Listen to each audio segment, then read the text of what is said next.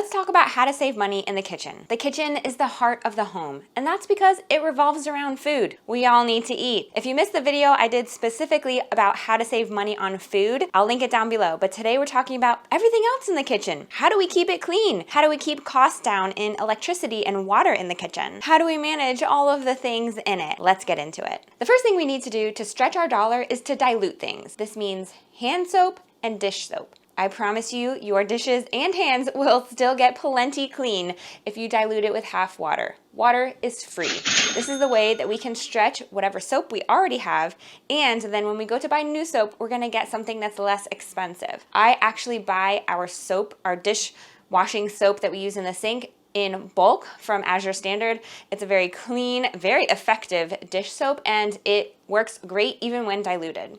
I'm gonna link our AZURE code. If you've never checked out AZURE, I've got a couple of videos on it, so you can check those out. Very good company to buy from, but their dish soap is so great, and when I dilute it with water, it stretches it even further. Same thing with hand soap. By diluting this with half water, I'm literally doubling my savings. So you know what? Go to your kitchen or your bathrooms right now, see how full your soaps are, and then just add water. And if you're worried about what people think, who cares? We're into saving money now because times are rough.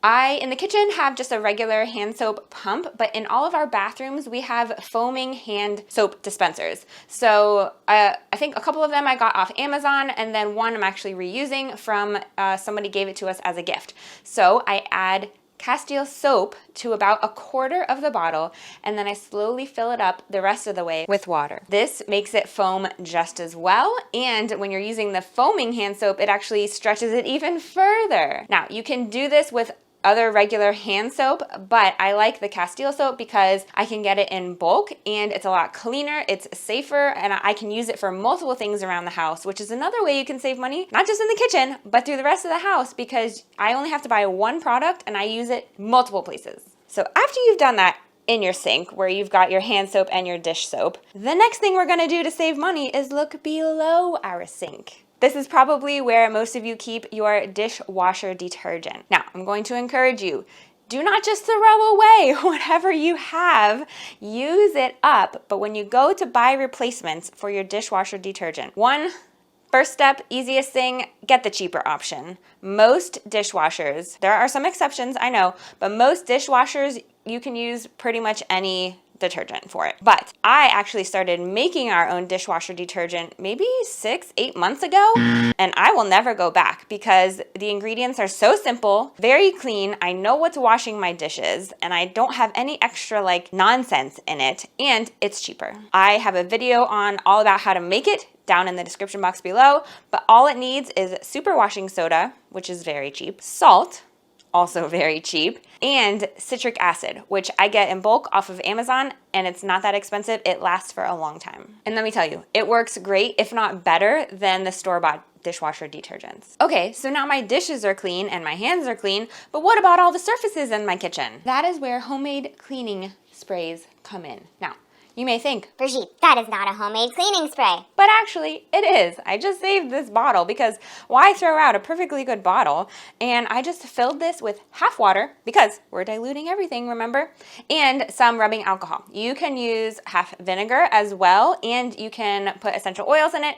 I use rubbing alcohol because I have granite countertops, and they are not ours, we rent, so I want to take care of them as I would my own. And you're not supposed to use vinegar on it because it's a porous surface and vinegar is not good for it. So I actually use just rubbing alcohol.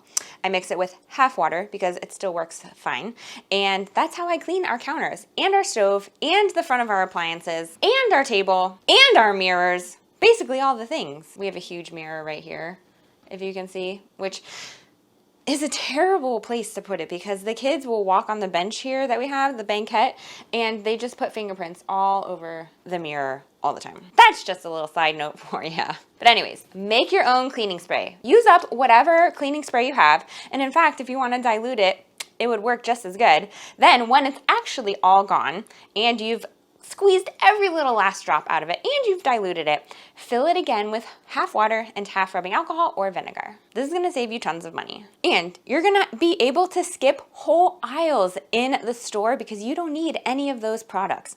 When I was walking around Walmart today, I was like, you know what? I don't need to go down this aisle or this aisle or this. And I realized there were so many aisles that I could just avoid, saving me time and money, because I just didn't need anything there. I love that feeling. I love being able to use the same product in multiple places in my house, so I only need to worry about, am I stocked on this one product? I don't need to worry about, oh, do I need another hand soap for this area, or do I need a cleaning spray for this bathroom? No, I can literally make my own from the one product that I keep stocked in the house. And I like that the one product is usually much healthier and cleaner and frugal for us, because when you buy these separate products, your whole ingredients to make your dishwasher detergent, or rubbing alcohol that you can get at Costco for super cheap, or vinegar super cheap in the grocery store.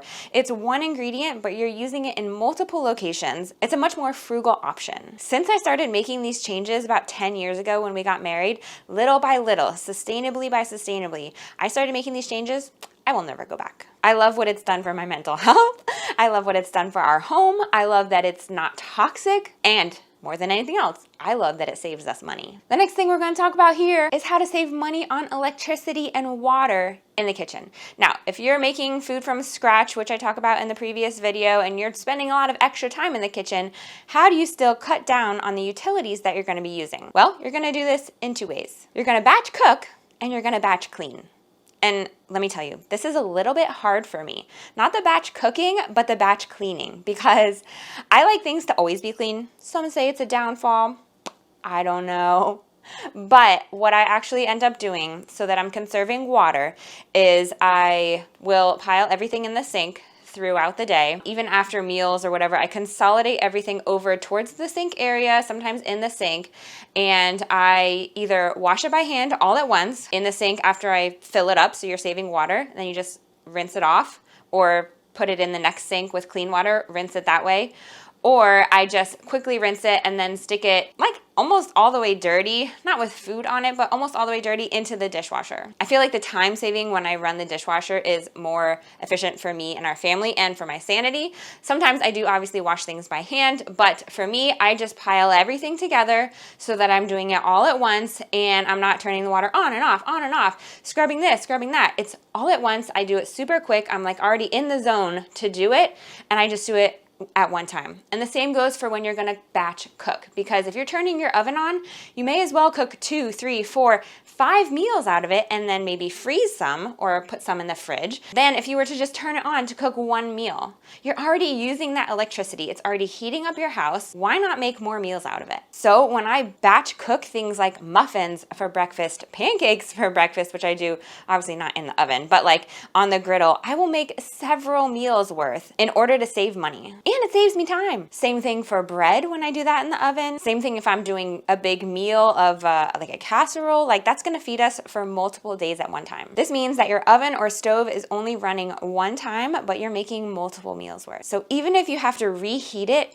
the time that you're taking to reheat something like on the stove, or let's say the air fryer or the microwave, that electricity cost is gonna be much lower than if you have to do the whole entire meal again from scratch and cook it for the entire, let's say 30 minutes or hour. It's gonna be a lot less. And you're gonna thank yourself because you're also saving time as well as money. Let's talk about another way to save money in the kitchen, and that is water. So whether that's doing the dishes all at once or running the dishwasher, and let me add, you should always run it super full. Like if it takes 2 days to fill it up because there's not a lot of people in your house, wait the 2 days. When you're running it, when it's full, it's gonna be more energy efficient and you're gonna get more dishes clean. But the other way to save money in the kitchen is bottled water. We use our Berkey to filter all of our water. So tap water, it's free. Now, I know you have to pay for your water utility bill, but the amount of money you're paying to fill cups of water or bottles of water to bring out far exceeds what it would cost for you to buy bottled water in the store. So with this one-time investment of buying our Berkey, we haven't even had to change the filters out of it yet. It saves us money on water, and it's much better for us in the long run. And it tastes better. So get yourself a good water bottle at Walmart even. I prefer the stainless steel ones as opposed to the plastic ones. They do last longer, and if they get hot, let's say you leave it in the car, the plastic is not going to leach out into the water. But get yourself a water bottle, bring it with you wherever you go. In fact, I just went to Walmart this morning. I brought my water bottle, and yes, it's falling apart. This one was actually from Walmart, and I got it several years ago, and it's still good. And I like these silicone straws as a little side note. They are a bigger diameter. This is actually a slightly smaller one, but I have ones that are slightly bigger. And you get so much more water, and you hydrate like much faster, and they're just nice. They don't like, when they hit your teeth, they're not like hard, so I can link them down in the description box below.